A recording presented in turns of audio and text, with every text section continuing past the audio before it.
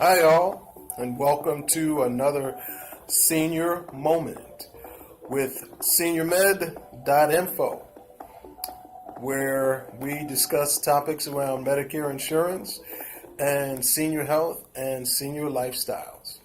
It's not quite actually a moment, maybe a few more than that, but we'll try to keep it as short as possible. So, today we're going to talk about turning 65 and starting Medicare insurance and what that means for you. And for some of you, if you're new to Medicare, it can be a little intimidating, and some of you might be pulling out your hair going, why? Well, it's really not that bad, and we're going to try to make it as simple as possible for you. So anyway, whether you're new to Medicare, or you're just turning 65, or you're planning to retire, you'll need to make several important decisions about your healthcare coverage. Now, if you wait to enroll, you may have to pay a penalty, and you may have a gap in your coverage.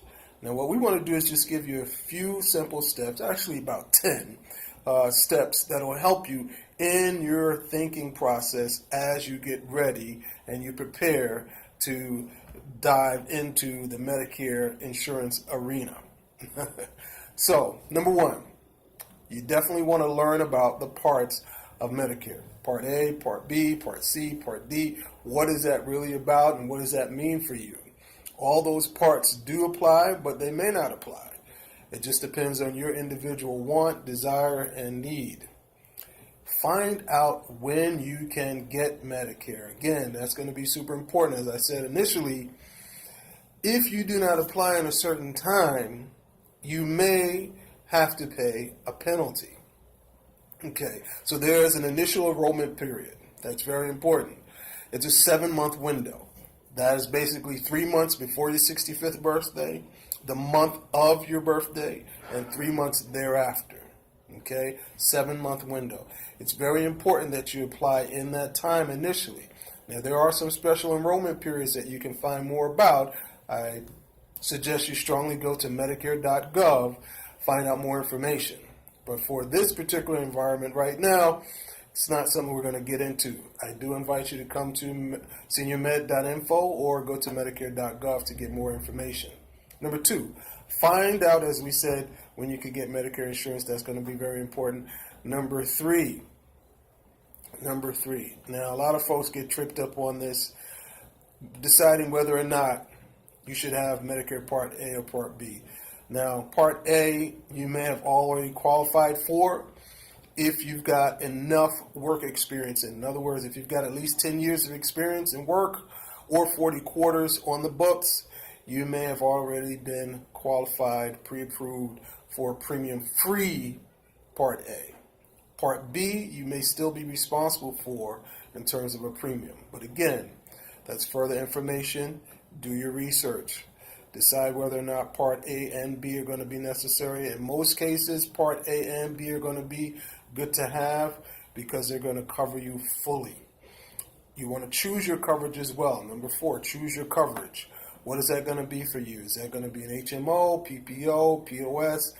Again, look up those terms, see what that is. Point of service, preferred provider, fee for service. Look at that up and see what that means for you. Sign up for Medicare unless you've gotten it automatically. And if you've gotten it automatically, you should know. If you don't, you may be a part of Social Security Administration already, where you're already getting benefits, in which case you'll be signed up automatically. Or you may be part of a railroad retirement benefit program, in which you will be signed up automatically. If not, the chances are you're going to have to sign up manually. It's not a difficult process.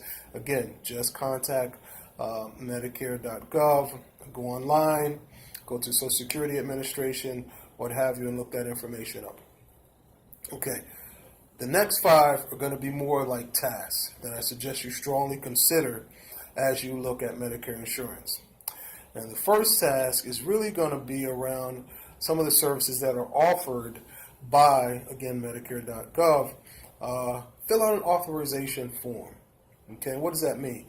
If you want your family or friends to call Medicare on your behalf, Medicare cannot give out your personal information legally without your permission.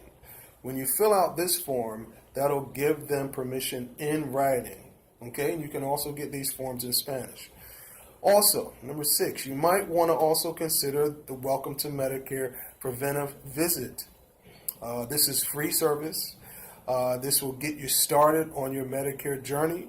And again, it's a one-time comprehensive Welcome to Medicare preventative program. Okay. Other thing we strongly suggest, number 7, sign up for mymedicare.gov.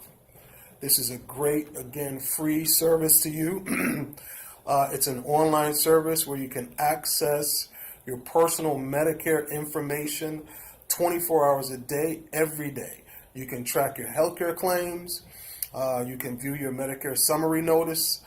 You can order a replacement Medicare card. You can check your Medicare Part B deductible status, view your eligibility information, several things that you can get there. And again, this is a free service at Medicare.gov. Learn what Medicare covers. We don't want you to be disappointed once you get started. There are a ton of things that Medicare will cover. There are other programs available for you, Medicare Supplement, Medicare Advantage programs, Part D prescription drug programs, private insurance prescription drug programs. All these things are available for you, but you want to find out what Medicare, original Medicare covers, Part A, Part B, Part C, Part D. You want to find out what it actually covers so you're not disappointed. Again, that information you can get online. And then lastly, decide whether or not you want to go paperless. Nowadays, many seniors are savvy on the computer. Many of you have your own cell phones, smartphones. You're well aware of what's going on. A lot of companies are phasing out, including the government, of using so much paper. It's great for the environment. It's easier access, 24-hour access, and oftentimes. So think about going paperless for many of the documents that you might otherwise get in the mail. I hope this information has been helpful for you. This has been another Senior Moment. Again, I'm Dion. Look for you next time. Have a great one.